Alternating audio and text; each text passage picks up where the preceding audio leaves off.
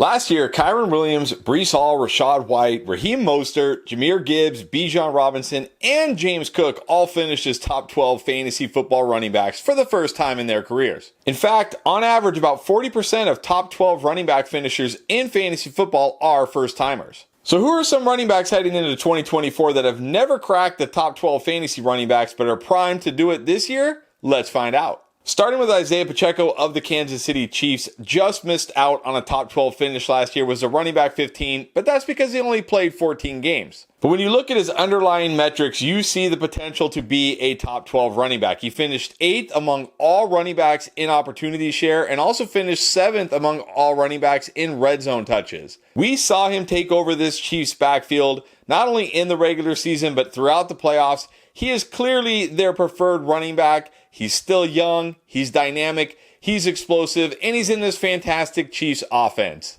And we also saw him get more involved in the passing game, in the receiving game, which is a big thing for running backs when you're talking about top 12 finishers in fantasy football. And when you look ahead to 2024, Clyde Edwards-Helaire and Jerick McKinnon are both free agents. It's unlikely both of these guys are back next year. Even if they decide to bring McKinnon back, I mean, he is kind of what he is. This is going to be Isaiah Pacheco's backfield. He has the pedigree, he has the talent, he has the explosive ability, and he's in the perfect offense. There is no reason to think Isaiah Pacheco, if he plays a full 17 games, can't finish as a top 12 or better running back in 2024. Next up, dynamic rookie running back Devon Achane of the Miami Dolphins finished as a running back 24 overall, but in terms of points per game, he was the running back 5, averaging 17.3 points per game. And he did this while only getting a 40% opportunity share of the touches in this backfield. But there are reasons to think that could go up heading into year 2. First of all, he's heading into year 2, which generally we see running backs get better and get trusted more by the coaching staff. But also his major competition here, Raheem Mostert, sure, he was good in 2023, but let's not act like Raheem Mostert is some young, non-injury prone running back. This is a guy going to be 32 years old who has struggled with injuries his entire career. And Achane showed to be more than capable as a pass catcher as he averaged nearly 3 catches per game. And that's something Raheem Mostert really doesn't do a whole lot of. It certainly does not hurt that he's playing in this dynamic Miami Dolphins offense. We saw the explosive ability. We saw the upside that this guy can bring to the table. If he can play a full 17 games, and if he gets trusted more in this offense, even if he gets to a 50% opportunity share, there's no reason to think he can't be a top 12 running back in fantasy football. He has that kind of upside. Another running back with that kind of similar upside is Tyjae Spears. Spears only had a 34% opportunity share in 2023, but that was of course because Derrick Henry handled most of the carries. But Spears showed his pedigree in the passing game, ranking 9th among all running backs in targets. In fact, he had 70 targets on the season. We know that kind of target share, that kind of pass catching is one of the strongest indicators of a top 12 finish for running backs. And with Henry likely moving on from the Titans, it's not hard to see a path where Tyjae Spears takes over the bulk of those carries and gets a much higher opportunity share.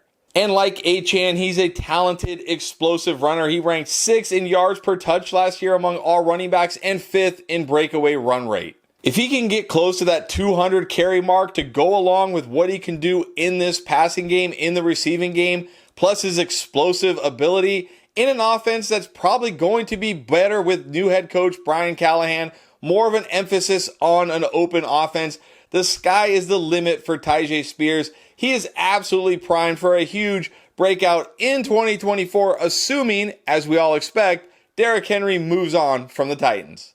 Another running back that should be getting a major upgrade to his offense is Brian Robinson Jr. of the Commanders. He was another running back who saw his season sidetracked by injury, unfortunately, but prior to getting hurt in Week 13, he was the number 5 scoring running back in all of fantasy football. And he had a very strong 60% opportunity share in 2023. Antonio Gibson, he's a free agent. It's very unlikely he is back with the Commanders. That means we're looking at a backfield of Brian Robinson Jr. and second-year running back Chris Rodriguez. We could see Brian Robinson Jr. be a true 3-down workhorse running back in 2024. He also greatly improved his efficiency from his rookie year to year 2. That was an area he struggled in as a rookie. but in year 2, we saw major leaps from him. He went from 47th to 15th in yards per touch, and he also went from 43rd to 7th in yards created per touch.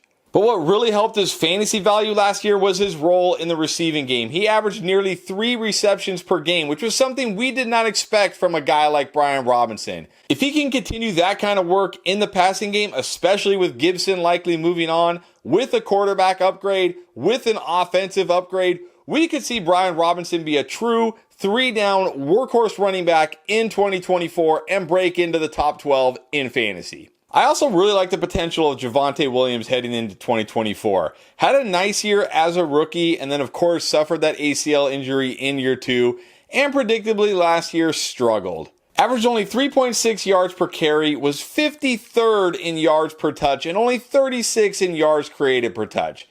But that's what running backs do when they come off a major knee injury like Javonte Williams. They struggle.